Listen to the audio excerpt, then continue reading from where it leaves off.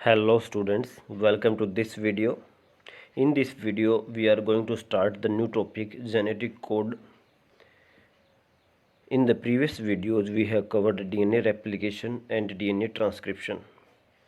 So in this process we are starting with the genetic code. After that we will study translation yani protein synthesis. So let's start the topic. DNA replication and transcription. A nucleic acid was copied to form another nucleic acid. सभी को पता है जो DNA होता है और RNA होता है दोनों ही क्या है, न्यूक्लिक एसिड है। तो जो रेप्लिकेशन है जिसमें हमने कहा कि डीएनए से डीएनए की फॉर्मेशन होती है, मल्टीप्लिकेशन होता है, तो उस केस में भी डीएनए से नया डीएनए बन रहा है, तो वो भी मतलब हम एक न्यूक्लिक एसिड से दूसरा न्यूक्लिक एसिड ही बना है। और ट्रांसक्रिप्शन के अंदर हमने देखा कि भाई जो डीएनए मॉलिक्यूल के दो स्ट्रैंड है उसमें से एक स्ट्रैंड से कॉपी होके सिंगल स्ट्रैंडेड आरएनए बनता है। तो आरएनए भी क्या है, एक न्यूक्लिक एसिड है।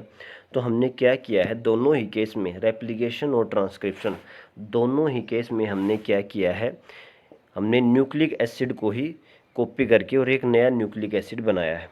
अब तक हम ये कर रहे थे रेप्लिकेशन और ट्रांसक्रिप्शन दोनों ही प्रोसेस में। Hence, these processes are easy to conceptualize on the basis of complementarity. क्योंकि दोनों ही क्या है, न्यूक्लिक एसिड के टाइप्स हैं, तो स्ट्रक्चर भी सेम है।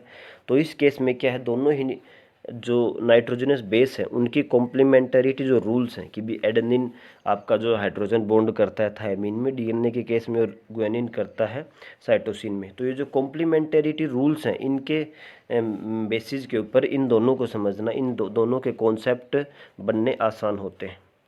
The process of translation requires transfer of genetic information from a polymer of nucleotides to synthesise a polymer of amino acids. लेकिन जब हम अब देखेंगे आपका ट्रांसलेशन यानी एमआरएनए से प्रोटीन सिंथेसिस होना, तो जो ट्रांसलेशन का प्रोसेस है उसके अंदर अब क्या होगा, हमें पता है प्रोटीन बनना है। और प्रोटीन क्या है, एक पॉलीमर है। किस चीज़ का पॉलीमर है, तो अमीनो एसिड्स का पॉलीमर है। तो मतलब अब क्या होंगे, जो न्यूक्लियोटाइड्स हैं उनसे अमीनो एसिड्स बनने हैं। देखिए इस केस में क्या हो रहा है, जेनेटिक इन्फॉर्मेशन का ट्रांसफ़र होगा from a polymer of nucleotides यानी डीएनए से एमआरएनए, फिर एमआरएनए से प्रोटीन। तो जो एमआरएनए बना है वो क्या है, न्यूक्लियोटाइड्स का पॉलीमर है। तो अब पॉलीमर ऑफ न्यूक्लियोटाइड से पॉलीमर ऑफ अमीनो एसिड बनना है यानी प्रोटीन बनना है। तो इस केस में क्या है, जो बायोमोलिक्यूल का नेचर ही पूरा चेंज हो रहा है। न्यूक्लियोटाइड से अब प्रोटीन बनना है, या हम कह सकते हैं न्यूक्लियोटाइड से अब अमीनो एसिड बनना है। Neither does any complementarity exist between nucleotide and amino acid, nor could any be drawn theoretically. तो हमें पता है कि भाई ये दोनों ही जो स्ट्रक्चर हैं, दोनों ही जो बायोमोलिक्यूल्स हैं यानी प्रोटीन और न्यूक्लिक एसिड्स, दोनों के बीच में कोई भी रिलेशन नहीं है। कोई भी इनके अंदर कॉम्प्लीमेंटरिटी रूल भी एग्जिस्ट नहीं कर सकता है, ना ही हम कोई ऐसा रिलेशन थ्योरेटिकली ड्रॉ कर सकते हैं। There existed ample evidences, though, to support the notion that change in nucleic acids were responsible for change in amino acids in protein. और इस चीज़ के बहुत सारे एग्जाम्पल्स हैं सपोर्ट के अंदर कि भाई यदि हम न्यूक्लिक एसिड को चेंज कर देते हैं तो उसी चेंज के अकॉर्डिंग अमीनो एसिड्स जो हैं वो प्रोटीन के अंदर चेंज हो जाते हैं। तो मतलब इनके अंदर लिंक तो है कोई ना कोई। न्यूक्लिक एसिड जब चेंज हो रहे हैं यानी जो जेनेटिक मटेरियल के अंदर हमने चेंज कर दिया, तो वो चेंज कहाँ जाएगा, उस चेंज के कारण जो प्रोटीन बनता है उस डीएनए से, तो उस डीएनए से जो प्रोटीन बनेगा उस केस में जो अमीनो एसिड्स होते हैं उस प्रोटीन में, तो वो अमीनो एसिड्स भी चेंज हो जाते हैं। तो this led to proposition of a genetic code that could direct the sequence of amino acid during synthesis of proteins. इसी प्रोसेस के कारण यानी जब हमने न्यूक्लिक एसिड को चेंज किया और वो चेंज के कारण हमें अमीनो एसिड के अंदर भी चेंज आया, तो इसी कॉन्सेप्ट के बेसिस के ऊपर एक जेनेटिक कोड के बारे में बताया गया, जो कि क्या करता है, वो क्या करता है, सीक्वेंस बताता है कि भाई पर्टिकुलर जो न्यूक्लियोटाइड का सीक्वेंस है वो पर्टिकुलर अमीनो एसिड को कोड करेगा। यानी ये क्या बनाएगा, direct the sequence of amino acids during protein synthesis. Genetic code से हम देख सकते हैं कि भाई ये अगर mRNA का सीक्वेंस है तो इस सीक्वेंस से हमें ये अमीनो एसिड मिल सकता है। देखते हैं आगे क्या होता है। If determining the biochemical nature of genetic material and the structure of DNA was very exciting, the proposition and deciphering of genetic code were almost challenging. जैसे कि हमने देखा था कि बायोकेमिकल नेचर जब हमने पता किया था डीएनए का कि भाई जो जेनेटिक मटेरियल है वो डीएनए होगा, आरएनए होगा या प्रोटीन होगा, तो वो बहुत एक्साइटिंग प्रोसेस था। और सेम जो चैलेंज है, इसी तरह का चैलेंज था जेनेटिक कोड को पहली बार प्रपोज करने में। In a very true sense, it required involvement of scientists from several disciplines: physics, organic chemistry, biochemist and genetist। मतलब इसको सोल्व करने के लिए हर एक फील्ड से हमें साइंटिस्ट की रिक्वायरमेंट थी, चाहे वो फिजिक्स की फील्ड हो, केमिस्ट्री की फील्ड हो, बायोकेमिस्ट हो या जेनेटिस्ट हो, सभी से हमें रिक्वायरमेंट थी इस कॉन्सेप्ट को क्लियर करने के लिए। It was George गैमो, A physicist, who argued that since there are only 4 bases and if they code for 20 amino acids। देखो इस चीज़ को समझने से पहले हम सिंपल सी देखते हैं। अगर हम न्यूक्लिक एसिड की बात करें तो हमें पता है न्यूक्लिक एसिड के अंदर टोटल जो नाइट्रोजनस बेस होते हैं वो 4 ही होते हैं: एडेनिन, गुआनिन, थायमिन और साइटोसिन। तो जो नाइट्रोजनस बेस हैं वो टोटल 4 हैं। और हमें पता है कि जो लिविंग सेल होता है, सिंगल सेल, उसके अंदर 20 तरह के अलग अलग अमीनो एसिड प्रेजेंट हैं। मतलब अब ये जो 4 नाइट्रोजनस बेस हैं जो कि हमें पता है mRNA के अंदर प्रेजेंट होते हैं, इनका सीक्वेंस अलग अलग हो सकता है, आगे पीछे होकर ये बहुत बड़ा mRNA बना सकते हैं। तो ये जो 4 नाइट्रोजनस बेस हैं ये मिल करके ही 20 अमीनो एसिड के लिए कोड करेंगे। जैसे कि एडेनिन, गुआनिन, थायमिन, साइटोसिन 4 हैं, लेकिन इनको चारों को मिल करके ही 20 तरह के अमीनो एसिड्स की फॉर्मेशन करनी है प्रोटीन फॉर्मेशन के लिए। तो देखिए अब ये प्रोटीन फॉर्मेशन के लिए 20 तरह के अमीनो एसिड कैसे हो सकता है। तो ये अगर सिंगल करेंगे तो ये सिर्फ 4 ही तरह के अमीनो एसिड बन पाएंगे, तो वो भी पॉसिबल नहीं है। अगर दो मिल करके करेंगे तो ये क्या करेंगे, 4 की पावर 2 हो जाती है, तो 4 × 4 तो 16 तरह के अमीनो एसिड बन सकते हैं, लेकिन इन्होंने बनाने हैं 20 तरह के अमीनो एसिड। तो हम कह सकते हैं कि 4⁻³ हो सकता है, तो 4 × 4 × 4 हो जाएगा। तो 64 जो पॉसिबल कम्बिनेशंस आ सकते हैं कि 64 तरह के अलग अलग जो सीक्वेंस हैं, जो न्यूक्लियोटाइड के 3 अगर एक साथ मिला दें तो 3 न्यूक्लियोटाइड को मिला दें, जैसे कि AUG, तो ये हो गया एक। अब लगा दो UA और G, ये हो गया एक तरह का, तो ये एक बनाएगा अमीनो एसिड और ये दूसरी तरह का अमीनो एसिड बनाएगा। तो मतलब हम कह सकते हैं कि 3 जो न्यूक्लियोटाइड है, मतलब 3 नाइट्रोजनस बेस मिल करके एक अमीनो एसिड की फॉर्मेशन करते हैं। 3 नाइट्रोजनस बेस मिल करके और एक अमीनो एसिड बनाएंगे। इस तरह से अगर हम करें तो टोटल 64 जो है वो कॉम्बिनेशन बन सकते हैं अलग अलग न्यूक्लियोटाइड्स के, मतलब अलग अलग न्यूक्लिक एसिड के 64 तरह के कॉम्बिनेशन बनते हैं जिनके अंदर की नाइट्रोजनस बेस 3 प्रेजेंट होंगे।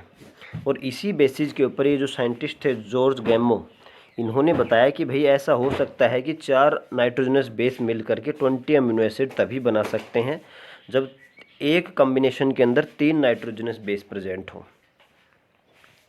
और टोटल फिर कॉम्बिनेशन आते हैं आपके 64। मतलब हमने आपको बता दिया कि 3 जो बन गया, जैसे AU और G बताया, तो इस एक को हमने कह दिया एक कोडोन है। कोडोन क्यों करें, क्योंकि आगे जाके कोड करेगा एक अमीनो एसिड के लिए। तो इस तरह के 64 कोडोन्स बन सकते हैं अगर हम 3 नाइट्रोजनस बेस को एक साथ मिलाएं तो। और 64 कोडोन्स मिल करके 20 तरह के अमीनो एसिड के लिए कोड करते हैं। ये अभी आप जब टेबल देखोगे तो आपको समझ में आएगा। तो सबसे पहले साइंटिस्ट आए थे आपके जॉर्ज गैमो, जिन्होंने एक आइडिया दिया कि भाई 4 नाइट्रोजनस बेस मिल करके 20 अमीनो एसिड बना सकते हैं, बनाएंगे सेल के अंदर जो है अलग अलग तरह के। तो ये तभी पॉसिबल है जब 3 न्यूक्लियोटाइड मिल करके एक अमीनो एसिड के लिए कोड करें। तो इस तरह से हमें टोटल 64 जो है ना वो कॉम्बिनेशन मिलेंगे न्यूक्लियोटाइड्स के, जिसके अंदर की हर एक जो कोडोन है उसके अंदर 3 न्यूक्लियोटाइड्स मिलते हैं। देखिए पढ़ते हैं। He suggested that in order to code for 20 amino acids, उसने कहा कि भाई 20 अमीनो एसिड्स को कोड करने के लिए the code should be made up of 3 nucleotides, तो कुछ ऐसा होना चाहिए कोड के अंदर, एक कोड के अंदर 3 न्यूक्लियोटाइड होना चाहिए। This was very bold proposition because a permutation combination of 4:3 would generate 64 codons. देखिए अगर हम कहें कि भाई एक ही पॉसिबल है तो टोटल आपके बनेंगे 4 कोडोन्स, मतलब 4 अमीनो एसिड ही बनेंगे, लेकिन 4 तो नहीं, हमें करना है 20। अगर हम करें कि भाई 4 की पावर 2 करें तो टोटल बनेंगे 64 कोडोन्स की पॉसिबिलिटीज, और उससे बनेंगे 16 अमीनो एसिड, वो भी अपने को नहीं चाहिए, टोटल 20 है। तो ऐसा हो सकता है कि 4:3 हो जाए, तो 4 × 4 × 4 होगा तो 64 बन सकते हैं। तो 64 कोडोन मिल करके 20 अमीनो एसिड का बना सकते हैं। तो ये क्या थी, एक प्रपोजिशन दी थी, किसने, साइंटिस्ट ने, जॉर्ज गैमो ने। अब इसके प्रूफ के लिए क्या क्या किया गया था। Providing proof that codon was triplet was more daunting task. अब क्या करना है कि जो आपके साइंटिस्ट थे जॉर्ज गैमो, इन्होंने बता दिया कि भाई जो 3 नाइट्रोजनस बेस मिल करके एक अमीनो एसिड के लिए कोड करेंगे, यानी कि एक जो कोडोन है उसके अंदर 3 रहेंगे, तो हमने कह दिया जो कोडोन है वो ट्रिपलेट है। तो इस ट्रिपलेट कोडोन को एक्सप्लेन करना बहुत ही मुश्किल टास्क था। तो इसके लिए सबसे पहले आए थे आपके एक साइंटिस्ट थे हरगोविंद खुराना, जो कि इंडियन साइंटिस्ट है। इन्होंने क्या किया, केमिकल मेथड को डेवलप किया। इसके अंदर क्या था, इन्होंने RNA instrumental in synthesising RNA molecule with defined combination of basis, यानी कि हमें क्या था, जैसे आरएनए मॉलिक्यूल की, इन्होंने ऐसे आरएनए मॉलिक्यूल की सिंथेसाइज की जिनके अंदर जो नाइट्रोजनस बेस है वो डिफाइंड हैं, जैसे कि होमोपोलिमर्स हैं, जैसे कि एडेनिन एडेनिन एडेनिन एडेनिन, तो एडेनिन का ही एक लंबा चेन बना दिया मारने का। तो उससे हमें पता लगा कि भाई एडेनिन किसके लिए कोड कर रहे हैं, 3 जो एडेनिन का आगे, फिर अगले 3 किसके लिए कर रहे हैं। ऐसे ही इन्होंने होमोपोलिमर और कोपोलिमर्स की सिंथेसिस से, केमिकल मेथड से हेल्प किया इसको कोडोन को ट्रिपलेट प्रूव करने में। अगले साइंटिस्ट आए आपके मार्शल निरनबर्ग। तो मार्शल निरनबर्ग ने क्या किया, सेल फ्री सिस्टम बताया प्रोटीन सिंथेसिस के लिए। जैसे कि इससे पहले हम क्या करते थे, जब प्रोटीन सिंथेसिस की स्टडी करते थे तो वो सेल के अंदर ही हमें देखना पड़ता था कि सेल के अंदर जब mRNA न्यूक्लियस के अंदर सिंथेसाइज हुआ वो बाहर आएगा यूकैरियोट्स में, तो अब वो प्रोटीन सिंथेसिस कैसे होगी। लेकिन ये जो साइंटिस्ट आए मार्शल निरनबर्ग, इन्होंने क्या किया, सेल फ्री सिस्टम बताया प्रोटीन का, मतलब सेल से बाहर प्रोटीन की सिंथेसाइज करना बताया। इससे भी बहुत ज़्यादा हेल्प मिली कोड को ब्रेक करने में। अब आपका सर्वो ओका एंजाइम, ये क्या है कि पॉलीन्यूक्लियोटाइड फॉस्फोराइलेज एंजाइम है। ये क्या है, was also helpful in polymerising RNA with defined sequence in template independent manner. देखो इन्होंने क्या किया, ये भी क्या करता है, पॉलीमराइजेशन ही करता है आरएनए की। Was also helpful in polymerising RNA with defined sequences, मतलब कि इन्होंने क्या किया, पॉलीमराइज किया आरएनए को और उसके अंदर सीक्वेंस जो वो डिफाइंड है पहले से, मतलब हमारे डिजायर्ड सीक्वेंस आए, और वो क्या हो रहा है, टेम्पलेट इंडिपेंडेंट मैनर में इसकी फॉर्मेशन करवाएगा। तो ये क्या हो गया, एंजाइमेटिक सिंथेसिस ऑफ आरएनए, मतलब एक ऐसा आरएनए का हमने मॉलिक्यूल सिंथेसाइज किया जिसके अंदर की जो सीक्वेंस है वो डिफाइंड है, और वो क्या है, टेम्पलेट इंडिपेंडेंट मैनर में सिंथेसाइज करवाएगा ये वाला एंजाइम पॉलीन्यूक्लियोटाइड फॉस्फोराइलेज। और इन सभी के बेसिस के ऊपर एक हमने चेकर बॉक्स बना दिया, चेकर बोर्ड बना दिया for genetic code was prepared which was shown in table 6.1। तो ये आप देखिए, ये है वो चेकर बोर्ड जो इन सब साइंटिस्ट की हेल्प से बना था। देखिए तो ये जो साइड में है, ये क्या है आपका, यूरेसिल साइटोसिन एडेनिन गुआनिन, ये क्या है, नाइट्रोजनस बेस है। ये नाइट्रोजनस बेस क्या है आपके, 4 तरह के नाइट्रोजनस बेस है। अब देखिए ये आपकी पहली पोजीशन, जो ये लेफ्ट साइड में पहला दिखाया गया है, ये आपकी पहली पोजीशन के ऊपर आएगा। दूसरी पोजीशन के ऊपर आपको ऊपर दिया गया है, ये देखिए सेकंड पोजीशन के ऊपर भी क्या है, यूरेसिल साइटोसिन एडेनिन गुआनिन।